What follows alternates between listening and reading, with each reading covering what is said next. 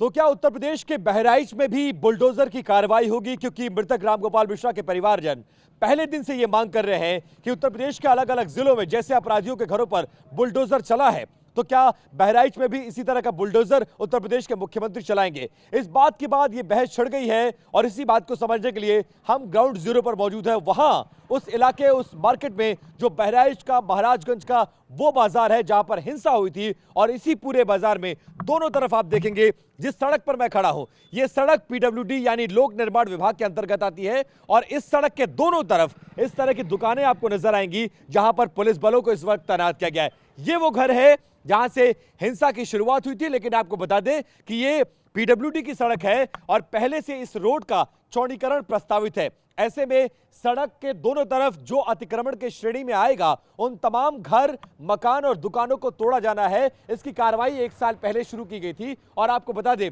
1 साल पहले मार्क भी लगाया गया था कुछ घरों में जो इसकी जद में आते हैं, यानी जिन्होंने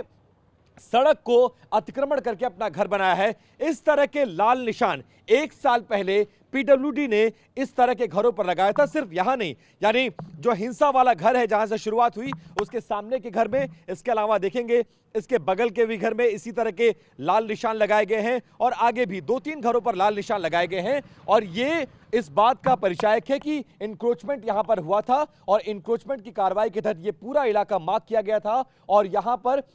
जो अतिक्रमण है उसको हटाने की कार्रवाई होनी है। अधिकारी लगातार इस इलाके की फिर से पैमाइश कर रहे हैं, क्योंकि पहली जो पैमाइश हुई थी वहां पर इस तरह के मार्क्स लगाए गए थे। ये वो घर है जहां पर हिंसा की शुरुआत हुई थी, उसके ठीक बगल वाला मकान है और इसके ठीक बगल में आप देखेंगे वो घर, यानी जो अब्दुल हमीद का घर है, वो भी इसकी जद में आता है। अगर इस निशान को देखेंगे तो लगभग आधा शटर से 3-3.5 फीट का एरिया अतिक्रमण की रेंज में आता है। लेकिन पुराने निशान को छोड़कर अब तमाम ऑफिशियल्स को कहा गया है कि अतिक्रमण को चिन्हित करना है, सड़क का चौड़ीकरण करना है और उसी के लिए फिलहाल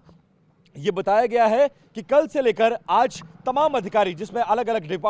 डिपार्टमेंट्स के ऑफिशियल्स हैं, जिसमें बीडीओज भी शामिल हैं, सीडीओज भी शामिल हैं, इसके साथ साथ लोक निर्माण विभाग के अधिकारी शामिल हैं और एसडीएम की मौजूदगी में इसी सड़क के दोनों तरफ पैमाइश की गई है और यह जानने की कोशिश की गई है कि नंबर कहां तक है, सरकारी जमीन कहां तक है, सड़क को कितना चौड़ा करना है और चौड़ा करने के दौरान कितना कितना दोनों तरफ की दुकानों को तोड़ना पड़ेगा। पैमाइश हो चुकी है नए तरीके से, और अगर अतिक्रमण की कार्रवाई के दौरान बुलडोजर इस इलाके में, इस मार्केट में चलना है तो उससे पहले नोटिस देना होगा और नोटिस देने के बाद जवाब मांगा जाएगा और उसके बाद इन तमाम घर, मकान, दुकान के मालिकों को यह कहा जाएगा कि इतना एरिया आपका अतिक्रमण की श्रेणी में आता है, लिहाजा आप इनको तोड़िए। अगर ये तोड़ने की कार्रवाई नहीं करते हैं तो ये खुद सरकार तोड़ेगी और उसका भी चार्ज वसूला जाएगा। ये पूरा प्रोसेस है। फिलहाल कोई नया निशान इस मार्केट में हमें नजर नहीं आ रहा, चाहे दाहिनी तरफ बात करें चाहे बाईं तरफ बात करें, दोनों तरफ घर, मकान, दुकानें। हालांकि ये पूरा बाजार जो है वो मुस्लिम बाहुल्य इलाका है। लगभग 80% पॉपुलेशन यहाँ पर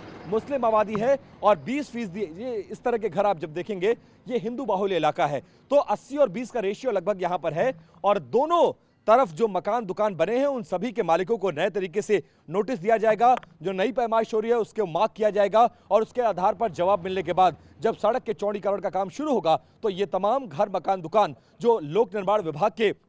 जमीन में बने हुए हैं उनको तोड़ा जाएगा और इसमें कुछ वक्त भी लग सकता है। कैमरा पर्सन सुभाष के साथ विपिन चौबे, TV9 भारतवर्ष, बहराइच, उत्तर प्रदेश।